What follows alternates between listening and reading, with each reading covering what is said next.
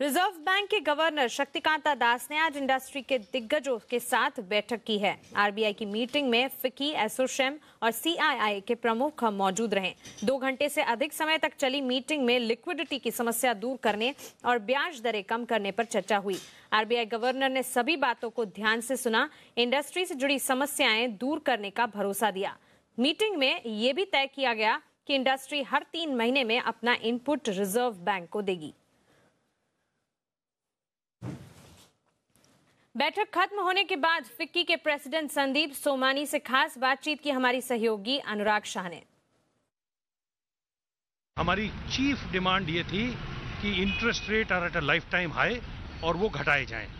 तो कमेंट तो गवर्नर साहब नहीं कर सकते because they have a committee which decides on these matters, but he listened to us. We had a meeting nearly lasting 2 hours and industry is very happy that we have been called for consultation and discussion, and the governor wants to know what is the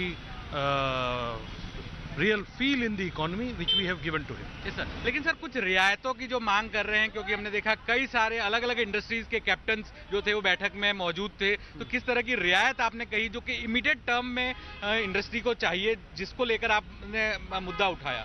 नहीं, हमने तो खाली एक ही हमारा तो एक point था in terms of action by the RBI, और वो था कि इंटरेस्ट रेट ऊंचे हैं तो सीआरआर कट करा जाए और रिपो रेट कट करा जाए एटलीस्ट बाय 0.5% ईच।